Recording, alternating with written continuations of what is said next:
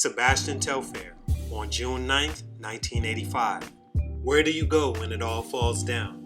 In life, that's a question most of us will have to face. The goal is not to face it more than once, but it's been proven that's easier said than done.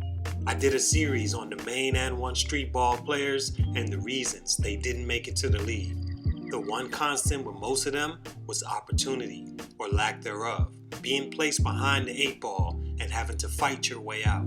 In college, we had a basketball drill called King of the Court.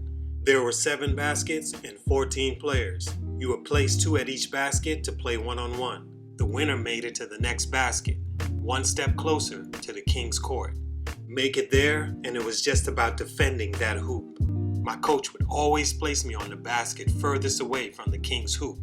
It was hard trying to fight my way there. Sometimes I'd make it, sometimes I'd get mad, lose my cool, lose the game, and be sent down, one hoop further away. One day, I was furious. So after practice, I asked my coach his reasoning for always giving me the hardest task every single day. He said to me, because in life, the most gifted are usually the ones placed furthest in the back. Because they have so much gift, with the right attitude, they'll find their way. If they were in front, it'd be too easy for them to win, and they'd never learn things like discipline, focus, hard work, and humility. I place you there because you're just that, the most gifted. You wonder why you see so many guys in the hood that you look and say, man, he's better than LeBron James, or better than Cameron Payne. Why isn't he in the league? Because like me at times in that drill, he didn't understand God's plan and let his attitude lead him to defeat. On the flip side to that, you have a guy like Sebastian Telfair, a guy placed in the same spot, far from the King's hoop, but had all the tools to succeed once he kept his head down. Personality, skill, charisma, leadership abilities, dog. He even was in the perfect era for his height and game type. For the most part, he did keep his head down and made it to the King's Court, the NBA. But this story isn't about him making it there. This is about a guy that did it all in the face of LeBron James type pressure, but just didn't have certain things to keep him on the King's hoop. Here's 3 reasons why ultimately Sebastian Telfair will go down as an underachiever, misunderstood, and in some eyes, a disappointment. It's your boy JC Stunted Growth. Actually, get it, man. Stunt number 1, all at once. The worst thing you can give a thrill seeker is the keys to your brand new Bugatti. Why? Because his personality won't allow him to take care of such a fragile car. The Bugatti, although beautiful, is not meant to be driven at high speeds daily. A guy that came from the streets of Coney Island in a 5-bedroom house with at times more than 14 people, in a neighborhood similar to crabs in a bucket, all the attention and expectations because of your bloodline, a mother struggling to take care of you and your siblings, your friends recognizing who you are, and most dangerously, who you're supposed to become. You can't give this guy everything at once. To make matters worse, you're 17 years old. 17. But that's exactly what the basketball gods gave Sebastian Telfair. It all at once, whether he was ready for it or not. In high school, it goes without saying how good Telfair appeared at the time. LeBron James had just taken the world by storm, coming right from high school to being a star from the first day he stepped in the league. The eyes now focused on who was next. And where did it focus? New York City, the Mecca, a place salivating for its next hometown superstar in the like of a LeBron James. But who could it be?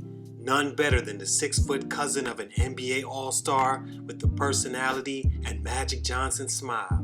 The gods selected him, and it was on. Cameras everywhere following his every move. Magazines lining up for a chance at his story. College coaches doing whatever it took. Oh, and let's not forget the seasoning. Girls all prepared like vultures to get their talents on the prized possession. Remember I said he was even in the perfect era? Well, in his day, prospects were allowed to jump straight to the league without going to college. If you can't see this was too much, then I don't know what to say.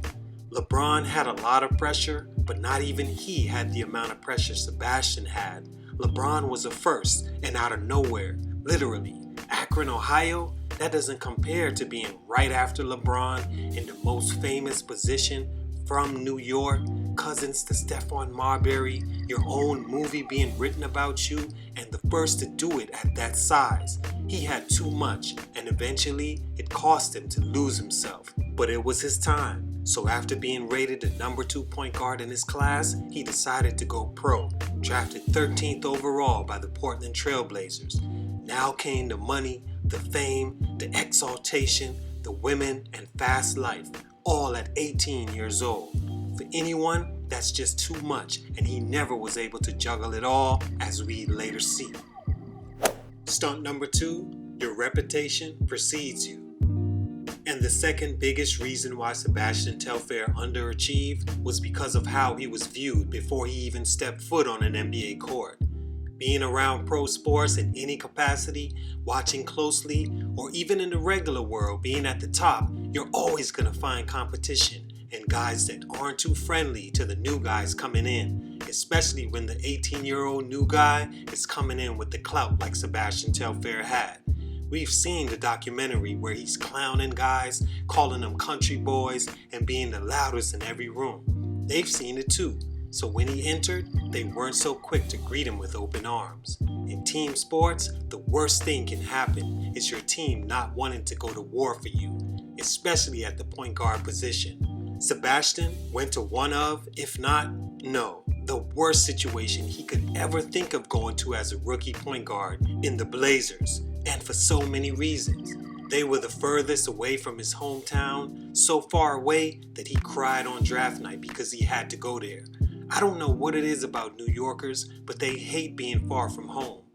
Also, he went there with a group of veterans who weren't too accepting of the guy they seen on the documentary, the point guard that was supposed to come in and take all their jobs, a guy that they thought was coming in as the loudmouth to show him up, already with the Bentley parked outside and the Adidas deal in his pocket.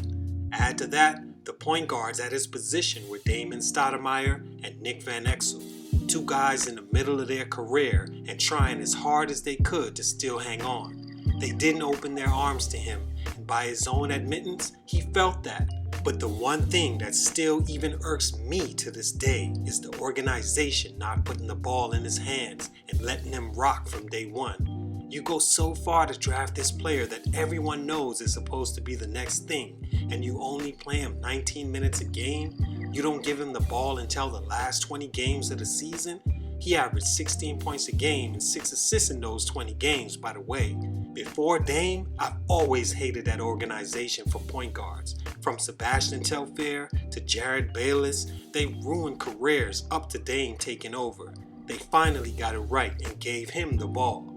Because he wasn't able to build any solid relationships with the members of the Portland Trail Blazers, he wasn't able to get off to the start he was expected to, and that hurt his confidence forever.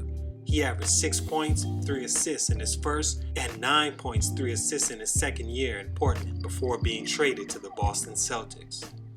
Stunt number 3, immaturity finally took over.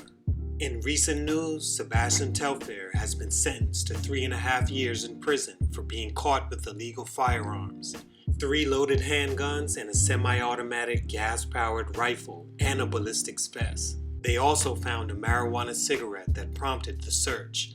He was driving at night with his headlights off before parking on the median illegally and apparently under the influence. We later find out that the weapons were registered in Florida and not in New York, where there are very strict gun laws. Laws you can argue as a 32-year-old man from the state you should know.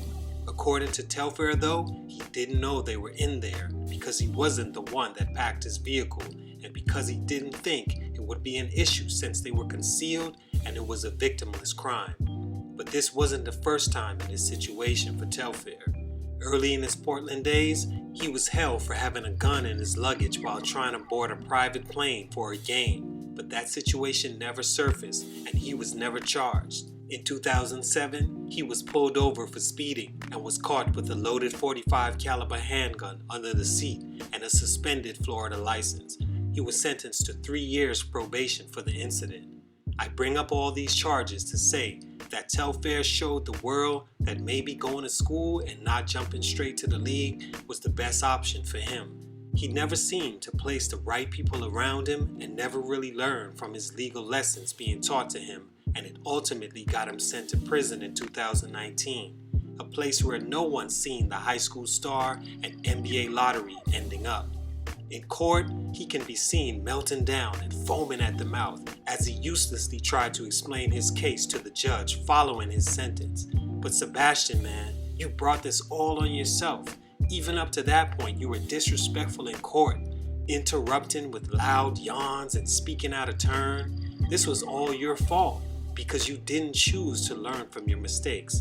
Telfair played for the Celtics, then later the Timberwolves, Clippers, Raptors, Suns, Cavs, and in China, where he was offered, get this, a $17 million 3-year deal, but decided to come back to the NBA and play for OKC for $2 million, and was eventually waived by the team, which sent him into this weird world of rap music and dressing like a rapper mixed in the 90s and early 2000s. Is he good? Hell no. But that's beside the point.